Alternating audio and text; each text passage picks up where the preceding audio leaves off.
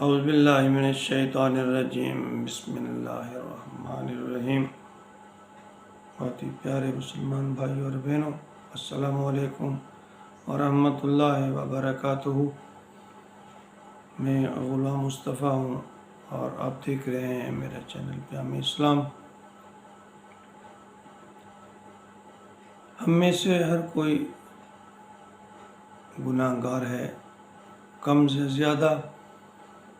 اللہ تعالیٰ کا بھی فرمان ہے کہ ہر بنی آدم خطا کرتا ہے، لیکن ہماری بدبختی اس وقت شروع ہوتی ہے جب ہم گناہ پہ اتراتے ہیں یا اس کا اعلان کرتے ہیں۔ نبی اکرم صلی اللہ علیہ وآلہ وسلم کا فرمان عالی شان ہے، بخاری شریف کی حدیث نمبر 6069 ہے۔ ابو ہریرہ رضی اللہ تعالی عنہ روایت فرماتے ہیں کہ نبی مکرم صلی اللہ علیہ وآلہ وسلم نے فرمایا کہ میری تمام امت کو معاف کر دیا جائے گا، یعنی میری امت کے تمام گناہ گاروں کو یا ان کے گناہوں کو معاف کر دیا جائے گا، لیکن ایک شخص جو اپن اعلانیہ گناہ کرتا ہے یا گناہ کا اعلان کرتا ہے اسے ہرگز معاف نہیں کیا جائے گا۔ آپ نے فرمایا ایک شخص رات کو گناہ کرتا ہے، اللہ رب العزت اس کے گناہوں پر پردہ ڈال دیتا ہے، اور پھر وہی شخص صبح اٹھ کر اعلان کرتا ہے اے فلاں فلاں، میں نے فلاں فلاں گناہ کیا ہے۔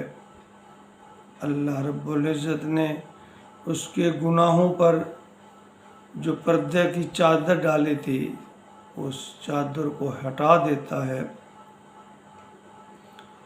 اس کو کھول دیتا ہے۔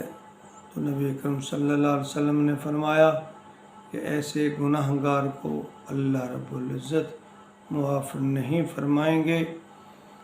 چاہیے تو یہ کہ اگر ہمیں بھولے سے گناہ ہو جائے تو ہم فوراً اللہ رب العزت کی طرف متوجہ ہوں، اپنے گناہ پہ نادم ہوں، شرمندگی کا اظہار کریں اور اللہ رب العزت سے اپنے گناہوں کی معافی طلب کریں۔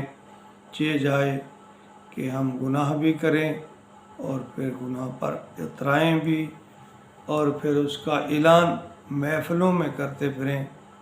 نبی کریم صلی اللہ علیہ وسلم نے فرمایا کہ اللہ رب العزت ایسے گناہ گار کو معاف نہیں فرمائے گا۔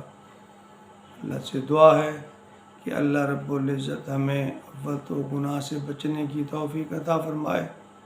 اگر غلطی سے کوئی جرم کوئی گناہ ہو جائے تو اللہ ہمیں توبہ کی توفیق عطا فرمائے، اور توبہ کے بعد اللہ تعالیٰ اپنے خاص کرم فضل اور رحم سے ہمیں معاف فرما دے۔ آمین یا رب العالمین۔